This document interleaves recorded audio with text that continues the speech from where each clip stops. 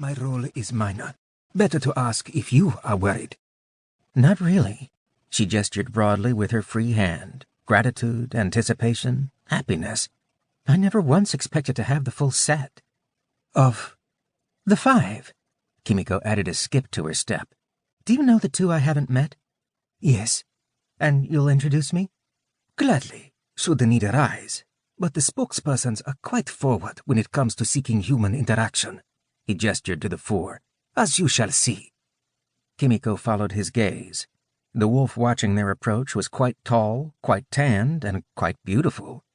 Hurrying her steps, Kimiko was already rattling off greetings and compliments.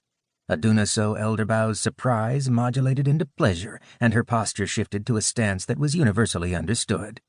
Shocked by her own boldness, Kimiko ran straight into her arms. She was pulled close, her cheek pressing a vest of thick golden fur. Warm and wild and a welcome surprise. Closing her eyes, Kimiko came to rest. This person was a stronghold, and she felt safe. The she-wolf laughed, low and husky. Not the least bit shy, this one, Suuzu said. At times like this, Kimi reminds me of Akira. That one, she scoffed in brusque affection. Where is your nestmate? With Ginkgo, just there. Kimiko drew back enough to see where Argent's famous son stood with Akira. She'd beg an introduction to the half-fox later, but she was more surprised by the quick change Akira had undergone. Isla's father was fussing with the folds of a formal ensemble the color of flames. Suuzu, is he wearing your crest? He is. Guided by the phoenix's obvious pride, Kimiko decided that now was not the time for gossipy tidbits. Reaching for his hand, she gave it a quick squeeze. He looks good in your colors. Suuzu's soft trill was self-deprecating. He looks embarrassed. But just then, Akira spotted them and offered a small wave and a crooked grin. Don't be silly, Suuzu, Kimiko said. He's as proud as you are. Hold your heads high, said Adunaso. You especially, Kimiko Miyabi.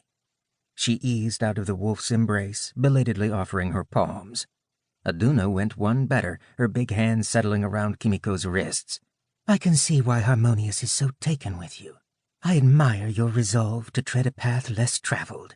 Leaning closer, the she-wolf confided, The chase was mine as well. Now that was a story Kimiko wanted to hear. Your attention, please. Hisoka's well-modulated voice carried across the buzz of conversation, which tapered off enough for Kimiko to catch the sound of her mother. Up on tiptoe, she spotted Mama near the center of the room, chattering at lapis mossburn. He acknowledged Hisoka's call with a lazy twirl that must have created a sigil, for Mama's voice was suddenly muted, silenced by a barrier. With supreme poise, the attentive dragon guided Kikuko Miyabe to her husband's side. Kimiko was sure she was talking the whole way, and cringed. You are like your mother, remarked Adunaso. Kimiko was stung. Aduna's expression betrayed amusement. You do not care for the comparison. Mama is... There was no good way to finish that. Kimiko tried again. I don't want to be like her. Resemblance takes many forms.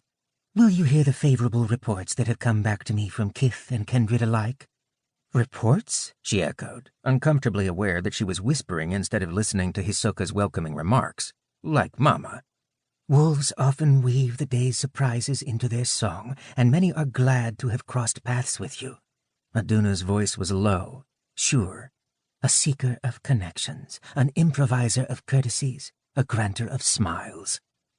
Kimiko had a hard time believing that those she met in passing actually remembered her. Surely a reaver of her rank wasn't worth noting.